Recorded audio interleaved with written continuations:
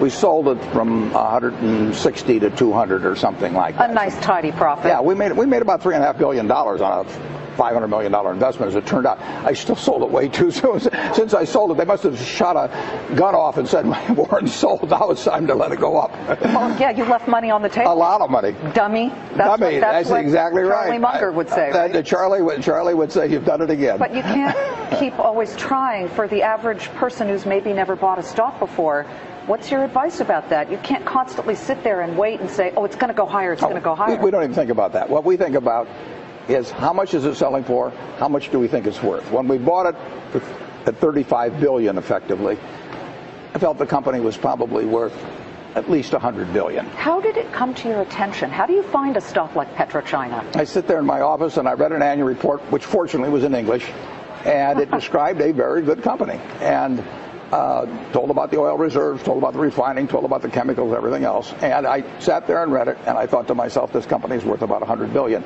Now, I didn't look at the price first. I look at the business first and try and figure out what it's worth, because if I look at the price first, I'll get influenced by that. So I look at the company first.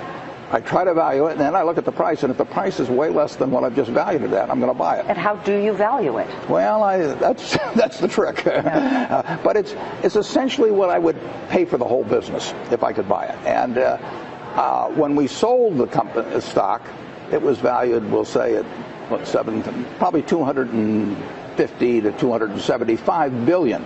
And we thought that was a fair price. Now, oil had gone up from $30 a barrel to $75 a barrel. Now it's up even further.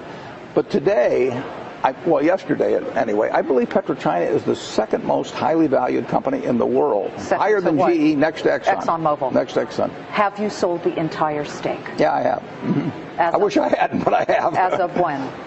Well, we sold it over a period of time. Sold it over a period of time. If it went down a lot, we'd buy it back.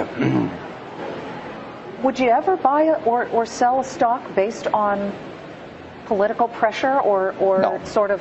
So no, the answer is no. People being upset about Darfur had nothing to do with why you sold this stock. The Chinese government owns 88% of PetroChina.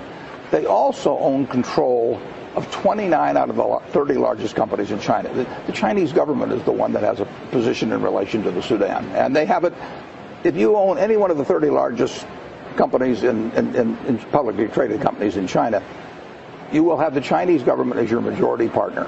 And the question is, are you responsible for their actions? You're going to China next week for a ribbon-cutting ceremony right. for ISCAR. Sort of the limit of my abilities, Liz. I mean, that's what they use this. You're pretty good at cutting a ribbon. I've gotten used to it, yeah. Are you looking at other companies in China? I don't look based, no, the answer is pretty much no, but I don't look based on countries or that sort of thing. I just read every report I can, and I try and figure out whether something is cheap. But how would you find a report like PetroChina 4 years ago? This was not a name that maybe that a lot of people would. Other guys read Playboy. Yeah, I read annual reports.